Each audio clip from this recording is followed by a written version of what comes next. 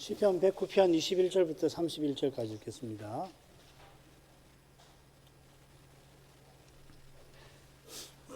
주 여호와여, 주의 이름을 인하여 나를 선대하시며 주의 선하심이 인자하심이 선함을 인하여 나를 건지소서. 나는 가난하고 궁핍하여 중심이 상함이니이다. 나의 가는 것이 서양 그림자 같고 또 메뚜기같이 불려가오며 금식함을 인하여 내 무릎은 약하고 내 육체는 수척하오며 나는 또 저희의 회방거리라. 저희가 나를 본즉 머리를 흔드나이다. 여호와 나의 하나님이여, 나를 도우시며 주의 인자하심을 쫓아 나를 구원하소서. 이것이 주의 손인 줄 저희로 알게 하소서. 여호와께서 이를 행하셨나이다. 저희는 저주하여도 주는 내게 복을 주소서. 저희는 일어날 때 수치를 당할지라도 주의 종은 즐거워하리이다. 나의 대적으로 욕을 옷 입듯 하게 하시며 자기 수치를 겉옷같이 입게 하소서. 내가 입으로 여호와께 크게 감사하며 무리 중에서 찬송하리니 저가 궁핍한 자의 우편에 서사 그 영혼을 판단하려 하는 자에게서 구원하실 것임이로다. 오늘 시편 109편 셋째 단락 살피는데 첫째 단락과 짝을 이룹니다. 첫째 단락에서 시인은 나의 찬송하는 하나님 하고 부르면서 자기 대적에 악담하며 자기를 미워하는 현실을 호소하면서 잠잠하지 마옵소서 하였습니다. 자, 이런 내용이 이제 확대 발전이 이게 여기서 확대 심화될 것입니다. 단락을 보십시다. 21절 시인이 주의 인자심에 호소하며 구원하심을 구합니다. 그리고 22절부터 25절에는 자신이 이 하나님의 구원이 절실한 처지에 놓여 있다는 것을 구하죠. 그리고 26절에 다시금 하나님의 인자심을 바라면서 주의 구원을 구합니다. 그리고 27절부터 29절까지는 이 시인이 대적의 심판을 하나님께 구하는 내용입니다. 31절은 구원을 확신하면서 찬송할 심정을 표현하고 있습니다. 이미 말씀드렸습니다만 인자하심이 21절, 26절에 처음 가운데 나와요. 그리고 30, 31절 역시 같은 주제가 되겠습니다. 그리고 둘째 부분과 넷째 부분에는 시인의 고난이 나와요. 고난을 대하는 시인의 태도가 대비가 되고 있어요. 둘째 부분에서는 고난을 호소를 하는데 27, 29절에서는 그 현실을 바로잡아 주실 것을 간구합니다. 간구하는 시인의 심정에는 구원을 확신하는 확신이 있고 이것이 찬송하는 심정으로 이어지는 것입니다. 21절로 가죠. 주 여호와여, 주의 이름을 인하여 나를 선대하시며 주의 인자심이 선함을 인하여 나를 건지소서. 둘째 단락에서 6절부터 20절에서 시인이 여호와의 저주를 자기 대적에게 내려주시라고 소원했는데 이제 자기에게 여호와의 구원을 베풀어 달라고 구하는 것입니다. 이 전환이 21절 맨 처음에 번역되지 않은 낱말에 실은 암시되어 있습니다. 그러나 주께서는 우리는 하나님을 당신이나 그대나 이런 말 쓰지 않습니다만 그래 주라고 하는데 그런 뜻입니다. 그러나 주께서는 여호와께서 대적을 심판하시는 것이 시인이 바라는 전부가 물론 아닙니다. 그가 간절히 바라는 것은 여호와의 인자하심입니다. 이런 간절한 소원에 비추어서 이 둘째 단락에 시인이 저주를 기원하는 그 심정을 살펴야 하는 것입니다. 바울 사도도 시인과 똑같은 심정으로 로마서를 맺습니다. 평강에 하나님께서 속히 사탄을 너희 발 아래서 상하게 하시리라. 우리 주 예수의 은혜가 너에게 있을지어다. 사탄의 신속한 멸망을 바라는 사도는, 확신하는 사도는 그리스도의 은혜를 동시에 간절히 바랍니다. 은혜가 가득한 나라, 거룩한 사랑만 충만한 나라를 우리가 바라는데 우리가 바라는 이 일이 있기 위하여 반드시 먼저 사탄과 짐승과 거짓 선지자의 멸망, 저와 죽음의 권세의 파멸이 있어야 하는 것입니다. 시인이 자신의 구원을 구할 때에 주의 이름을 인하여, 주의 이름을 위하여 구합니다. 주의 이름을 위하여 자기의 구원을 구하는 것입니다. 이 간구는 우리 주께서 가르치신 기도의 그 첫째 간구와 맞닿아 있습니다. 주의 이름이 거룩히 여김을 받으시옵소서. 인생이 죄를 범할 때 주의 이름이 모독 받으십니다. 이 죄를 심판하시는 거기서 주의 이름이 거룩하게 되십니다마는 이 죄를 심판하셔서 인생을 구원하시는 바로 거기서 그분의 거룩하신 영광이 찬란히 비치는 것입니다. 다윗 자손은 자기 대적과 근본적으로 다르지 않습니다. 스스로는 자기 죄로 심판받지 않을 수 없습니다. 그 죄의 핵심이 자기 이름을 위하는 그 태도에 있습니다. 루터가 말한 대로 인생은 안으로 구부러진 존재, 자기 영광에 사로잡힌 존재입니다. 이런 인생이 진정으로 주의 이름을 위하는 그러한 심정을 품게 되는 것은 하나님의 인자심에 있는 것입니다. 하나님께서 이러한 심정을 새로 창조하십니다. 바로 여기에 여호와의 이름이라는 표현이 이것이 있는 뜻을 담고 있는 것입니다. 이런 점에서 하나님의 이름은 하나님의 영광과 비슷합니다. 하나님께서 친히 구원하시는 거기 하나님의 영광이 드러나고 그 이름에 거룩하심이 나타나는 것입니다. 이 진리를 철저히 깨닫지 아니하면 금방 나도 이런 심정을 한번 품어봐야지 내가 힘써서 이런 심정을 한번 살아보리라 하는 자만이 생기게 되는 것입니다. 주의 이름을 위하여 나를 선대하시며 이렇게 새겨 표현했는데 이 선대한다고 한 표현은 그대로 하면 다루신다 하는 말입니다. 내게 행하신다, 나를 다루신다 뭐 이런 뜻인데 문맥으로 선대하신다 이렇게 새겼습니다. 시인은 주의 이름을 위하여 자기는 어떻게 되든 상관없다는 심정을 이로써 넌지시 드러납니다. 주의 이름을 위하여 써주시는 것만큼 하나님이 우리를 선대해 주신 일이 어디 있겠습니까?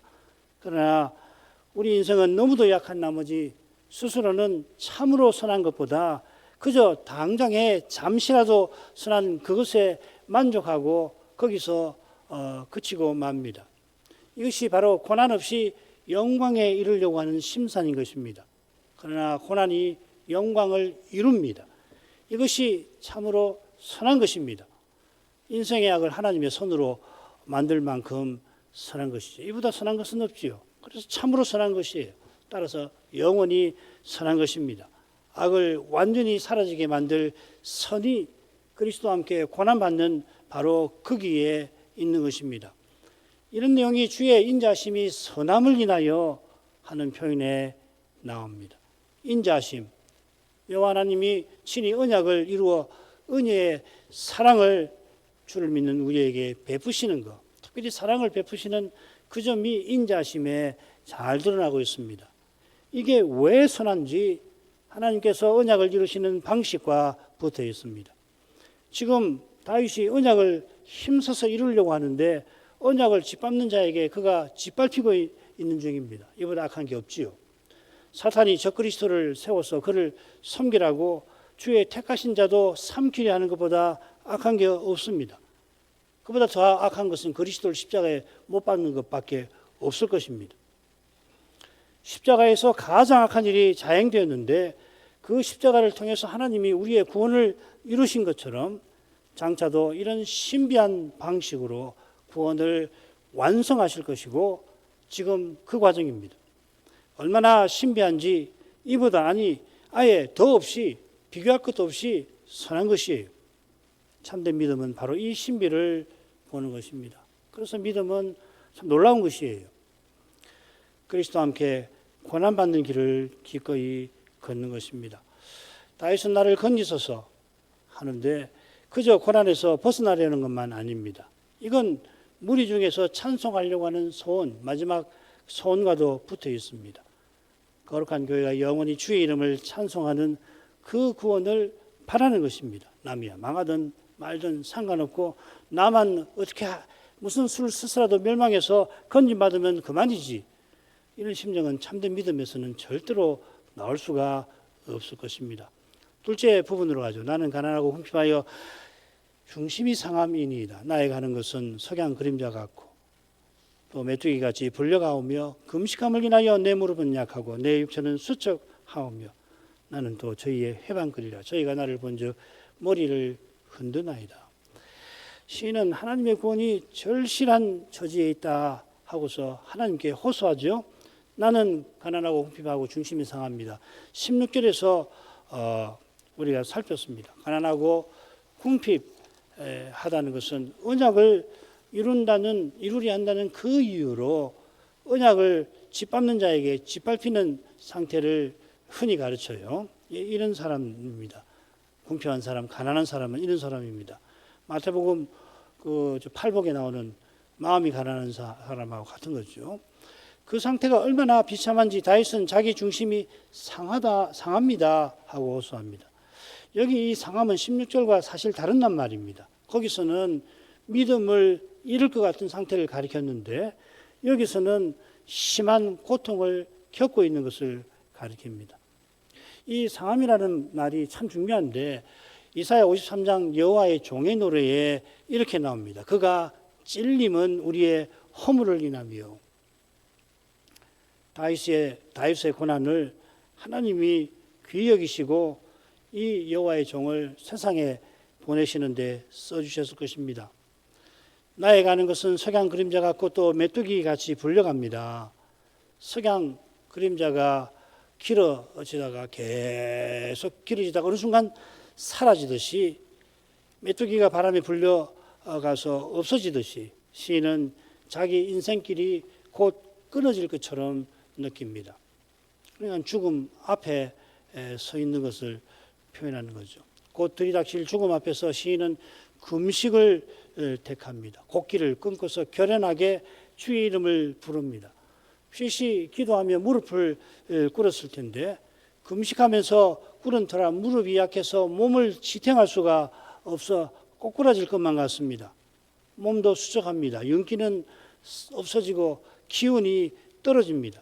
죽음의 그늘이 무겁게 또 어둡게 두려웁니다. 그런데 이 금식하며 기도하는 간절히 기도하는 이 시인이 회방거리로 전락합니다. 25절은 그런데 저는 이렇게 시작됩니다. 그런데 저는 회방거리가 되었습니다. 고난의 현실에 곡기를 끊으면서 그러며 죽어가며 주님의 이름을 간절히 부르는 그런 시인을 향하여 그의 대적들이 회방거리로 삼는 것입니다. 시편 69편 10절에 똑같은 표현이 나오죠. 내가 곡하고 금식함으로 경계하였더니 그것이 도리어 나의 욕이 되었으며, 그리고 바로 앞에 9절은 로마서 15장 3절에 인용된 이 말씀입니다. 주의 집을 위하는 열성이 나를 삼키고 주를 회방하는 회방이 내게 미쳤나이다. 십자가에 달리신 그리스도를 조롱하는 대제사장과 바리새인의 조롱이 하나님의 뭘 감히 조롱하는 것이었듯이 지금 다윗의 대적이 회방하는 것은 언약의 하나님을 모독하는 짓이라는 겁니다. 하나님의 원수가 하나님의 진노를 받아 신음할 때 우리 신자들은 하나님의 공의 앞에 겸손한 태도를 취하는 동시에 심판받는 자들에게 치근지심을 품는 것입니다. 어떻게 하다가 저렇게 되었단 말인가? 그러나 대제사장과 바리새인은 주님을 십자가에 매달아 놓고는 그것도 모자라서 죽어가는 주님을 향하여 욕하였던 것입니다. 이런 심정과 태도는 그저 사람에게서 나오지 않습니다. 지금 다윗이 그런 악한 회방에, 사탄적인 회방에 시달리는 것입니다. 다윗이 죽어가며 간절히 하나님을 부르는데 하나님 나를 구원하소서 하는데 내 하나님이 어디 있느냐 조롱하는 것입니다. 다윗을 보고 머리를 흔들며 조롱하는 것도 멸시하는 행위입니다. 이는 21절의 마음의 상함처럼 다윗의 고난이 메시아와 붙어 있음을 암시하는 것 같아요. 뱀과 그 후손이 대대로 노리는 것이 바로 여인의 후손의 멸망입니다. 사탄은 대대로 자기 후손을 통하여서 그리스도와를 대적하고 교회를 허물며 하려 하는 것입니다. 세 번째로 가죠. 여호와 나의 하나님의 나를 도우시며 주의 인자하심을 쫓아 나를 구원하소서. 다윗은 다시금 여호와를 부르며 주의 구원을 구합니다. 시니까 이렇게 아름답게 줄거리를 배치하는 것이죠. 계속해서 하나님을 부르는 것을 이런 방식으로 이런 시의 아름다운 줄거리를 통해서 그려내는 거죠, 그죠? 이 시에 여호와의 칭호가 7번 나오고 하나님 칭호는 1절과 이곳에 2번만 나옵니다. 이 시를 읽으실 때 가끔씩 한번 칭호들 한번 해보세요. 이게 칠이 굉장히 많습니다. 이거 우연 아닙니다. 모든 시가 여호와 칭호가 7번씩 나오는 건 아닌데 7단위로 나오는 경우는 참 많습니다. 얼마나 시를 마음을 들여서 깊이 생각하고 또 생각해서 썼는지를 반증하는 거죠. 다윗은 나의 하나님이라 부르며 자기를 기름 부으신 뜻을 이루어 주실 것을 바라보는 것입니다. 나를 도우소서 합니다. 이 돕는다 하는 동사가 시편 150편에 모두 17번 나오는데 실제로 모든 경우 한두 가지는 얼른 아닌 것 같은데 실제로는 모든 경우 여호와께서 도우시는 것을 가리켜 사용됩니다. 여호와의 도우심은 여호와의 구원하심과 사실상 같은 뜻입니다. 환난 중에 도울 자 없는 인생을 홀로 도와 환난에서 건지시는 것입니다. 우리가 주께 도우심을 구하는 심정은 오직 은혜를 고백하는 것이어야 합니다. 내가 어려운 처지에서 버틸 만큼 버티면서 더는 못 버티겠다. 내 능력을 벗어나는 그만큼은 하나님께 도와주십시오 구하는 거 아닙니다. 이게 로마 가톨릭 구원론에서 심각한 오류죠. 여기서 나온 말이 하늘은 스스로 돕는 자를 돕는다는 말 아니에요. 하늘은 스스로 돕는 자를 돕는다. 열심히 살면은 하늘도 감동해서 좀 부족한 부분을 채워서 구원을 이루어준다는 이야기 아니에요. 그 교회만 아니고 개혁교회에서도 누구든지 쉽게 저지를 수 있는 오류입니다. 기도하는 우리는 상거지의 심정으로 실은 그보다 더 낮은 태도로 하나님께 구하는 것입니다. 이게 기도예요. 기도가 이게 전부는 아니지만 무엇을 구할 때에 그 기도는 바로 이런 태도입니다. 나에게 아무것도 없습니다. 하나님만 나에게 주실 수가 있다는 것을 고백하는 거죠. 실은 주시는 하나님을 구하는 것이기도 합니다. 지금 다윗이 주를 부르는 심정이 그런 것입니다. 지금 실제로 다윗은 죽음에서 벗어날 가망이 없습니다마는 어떤 처지에서도 우리가 구원에 저녁이 하지 못하는 것입니다. 이걸 잊어버리면 안 됩니다. 오직 주의 인자하심에 우리의 구원이 있습니다. 돌려 표현하면 우리의 구원은 오직 그리스도께 있습니다. 우리의 구원만 아니라 다윗의 구원도 이 점에 전혀 다르지 않습니다. 다윗도 우리처럼 오실 메시아를 바라고 믿어서 구원을 얻는 것입니다. 넷째 부분입니다. 이것이 주의 손인 줄을 저희로 알게 하소서. 주께서 이를 행하셨나이다. 저희는 저주하여도 주는 내게 복을 주소서. 저희는 일어날 때 수치를 당할지라도 주의 종은 즐거워하리이다. 나의 대적으로 욕을 옷 입듯 하게 하시며 자기 수치를 겉옷같이 입게 하소서. 시인이 이것이라는 말을 써서 이것이 주의 손입니다 하고서 다시금 심판을 구합니다.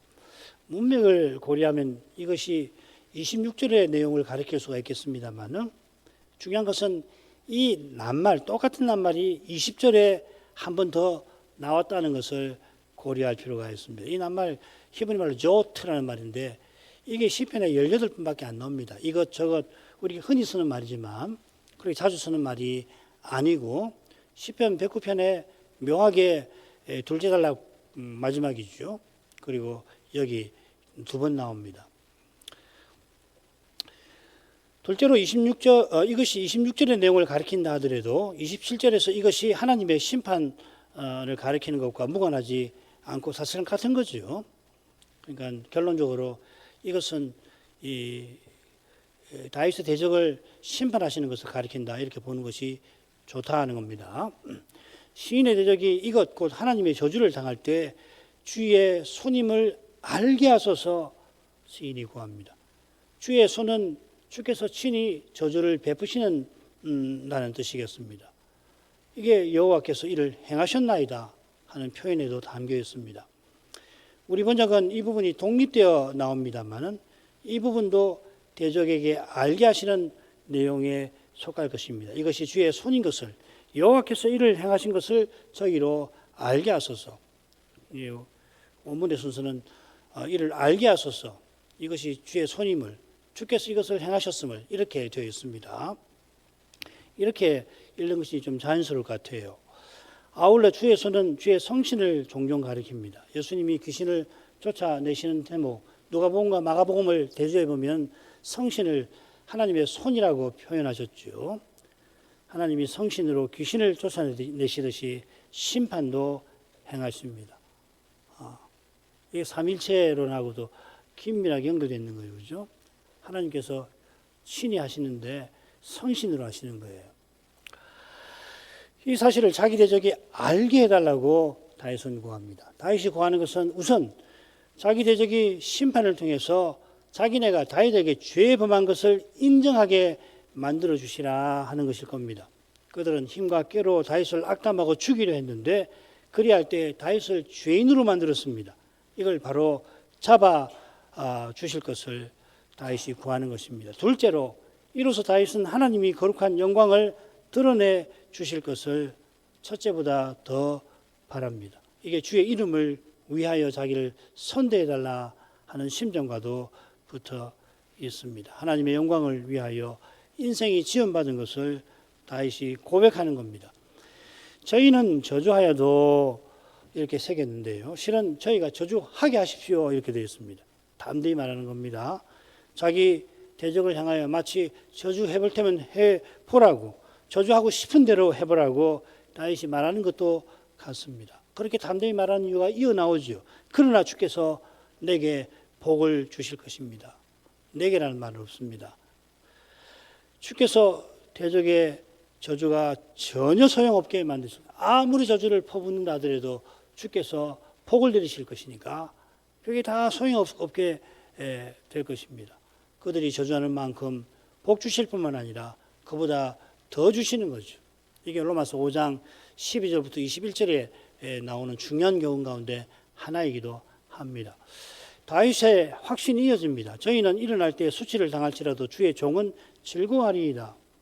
지금 일어난다 하는 건 친다라고 하는 겁니다. 치려고 하는 것입니다. 시편에 보면 여호와여 일어나소서 하는 표현들이 종종 나오죠. 그 표현이 나올 때 여호와께서 대적을 쳐주시기를 구하는 것이거든요.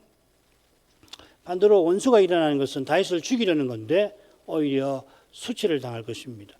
하나님께서 그의 꾀를 무너지게 하시고 그 꾀에 그가 망하게 하실 것입니다. 바로 이런 사실에 주의 종이 즐거워하는 것입니다.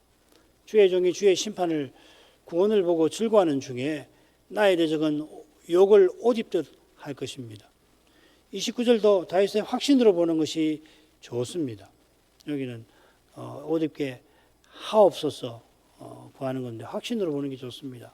19절에서 저주가 자기 대적에 입는 옷과 같게 해달라고 간구하였는데 이제는 그 간구가 이루어질 것을 확신하는 거죠. 마지막으로 하죠. 내가 입으로 여호와께 크게 감사하며 무리 중에서 찬송하리니 저가 궁핍한 자의 우편에 서사 그 영혼을 판단하려 하는 자에게서 구원하실 것임이로다. 구원을 확신하는 시인이 찬송의 심정을 붓는 겁니다.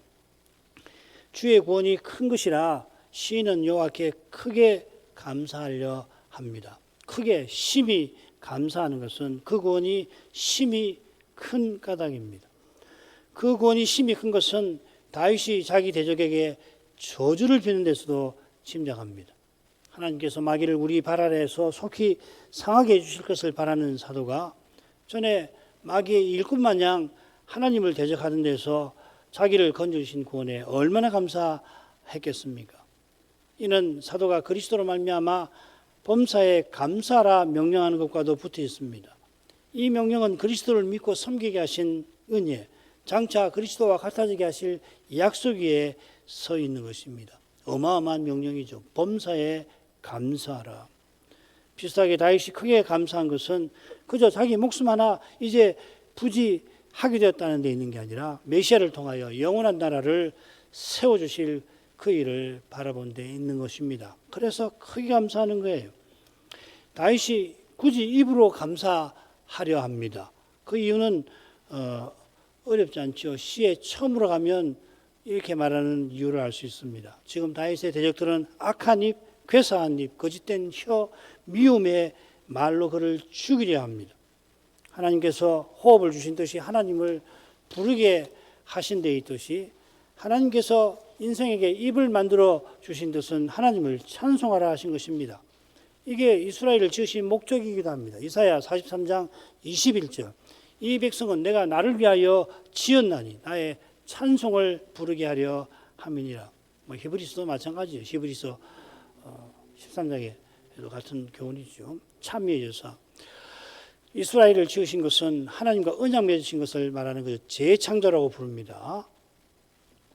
다윗을 미워하는 대적자들도 언약 백성이라 주신 입으로 하나님을 찬송해야 마땅하겠습니다마는 찬송할 입으로 거짓과 미움의 말을 다윗에게 쏟아냅니다. 다윗을 핍박하여 죽이라는 겁니다. 이런 대적의 입에서 건져주실 것을 확신하는 다윗은 자기의 입으로 감사하려 하는 것입니다. 다윗처럼 입으로 감사하려면 주신 입으로 바른 기도를 드려야 합니다. 그러려면 주신 귀로 하나님의 말씀을 들어야 합니다. 하나님 말씀을 잘 듣는 이가 형제의 말도 귀담아 듣고 하나님께 바른 기도를 드리는 이가 형제에게 선하고 고운 말을 건네는 것입니다. 자, 이것이 무리 중에서 찬송하려는 다윗의 심정과도 붙어 있습니다. 다윗이 언약궤를 예루살렘 장막에 모실 때에 무리 중에서 얼마나 기쁘게 찬송합니까? 사무엘하 6장이나 역대상 16장, 15장, 16장. 그 기쁨이 성신 안에서 기쁨이고 하나님 나라를 가리키죠. 찬송의 나라 말이에요. 찬송 위에 하나님의 보좌가 펼쳐진 거룩한 나라 말입니다. 이 복된 나라를 다윗이 바라봅니다. 대적들이 지금 입에서 거짓과 미움의 말로 자기를 기어코 죽이려고 하는 한가운데서 다윗은 저 거룩한 하늘을 바라보는 것입니다.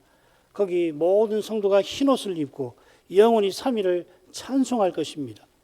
여기서 다윗처럼 고난받는 이는 저 영원한 찬송을 사모합니다.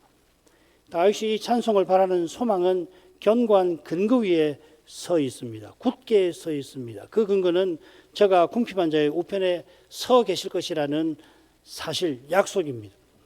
전에 말씀드린 대로 이 우편이란 말이 시편 110편에 두 번 중요하게 나올 겁니다. 여호와께서 다윗의 주의 우편에 계셔서 친히 열왕을 치신다 하였습니다. 다윗이 지금 그 일을 바라보면서 궁핍한 자인 자기의 우편에 여호와께서 서실 것을 확신합니다. 자기를 궁핍한 자라 부르는 것은 언약을 지키는 자가 고난받는 것을 가리킵니다. 이렇게 하나님 말씀을 쫓아 고난당하는 자의 우편에 서시는 여호와께서 틀림없이 구원하시는 것입니다. 어떻게 구원하시는가? 이미 시인의 저주 기원에 암시되어 있습니다. 6, 7절에 암시되어 있죠. 하나님께서 악인을 다윗의 대적의 우편에 세우실 것입니다.